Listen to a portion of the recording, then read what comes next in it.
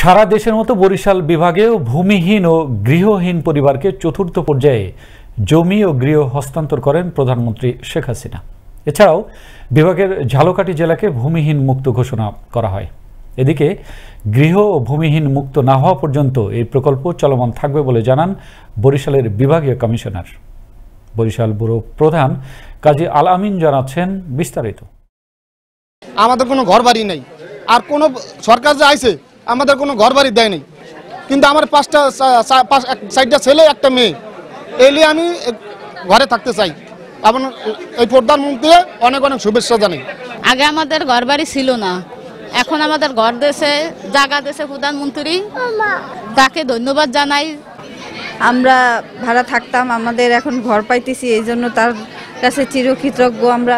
জীবনের শেষ প্রান্তে এসে জমি ও ঘর পেয়ে আবেগ আপ্লুত হয়েছেন অনেকে। মুজিব জন্ম শতবর্ষ উপলক্ষে মাননীয় প্রধানমন্ত্রীর এমন স্বপ্নের এই প্রকল্পটি দেশের প্রত্যেকটি মানুষের কাছে অত্যন্ত গুরুত্বপূর্ণ। তারই ধারাবাহিকতায় চতুর্থ পর্যায়ে প্রধানমন্ত্রী শেখ হাসিনা কর্তৃক ভিডিও কনফারেন্সে বরিশাল বিভাগীয় কমিশনার মাধ্যমে ভূমিহীন ও গৃহহীনদের মাঝে জমি ও ঘর হস্তান্তর করেছেন। মাননীয় প্রধানমন্ত্রী মুজিব বর্ষ উপলক্ষে ঘোষণা করেছিলেন যে কোনো মানুষ গৃহহীন থাকবে না। এরই অংশ হিসাবে উনি 4 দফায় ইতিমধ্যে ঘর বিতরণ করেছেন। চতুর্থ দফার দ্বিতীয় পর্বে বরিশাল বিভাগের 6টি জেলায় 3795টি ঘর আজকে বিতরণ হচ্ছে।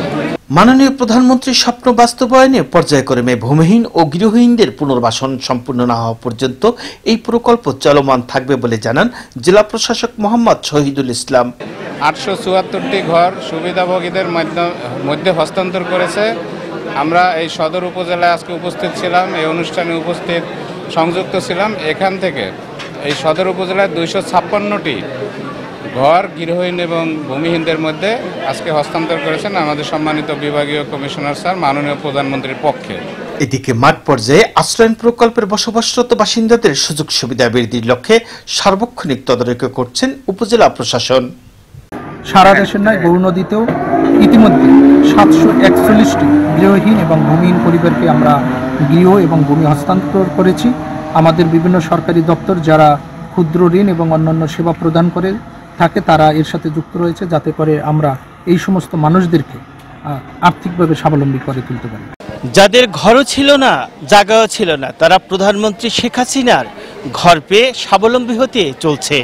তবে তাদের সন্তানদের লেখাপড়া করার ব্যবস্থা সহ কর্মসংস্থান সৃষ্টির মাধ্যমে জীবনমান উন্নয়নের দাবি আশ্রয়ণ প্রকল্পে বসবাসরত বাসিন্দাদের।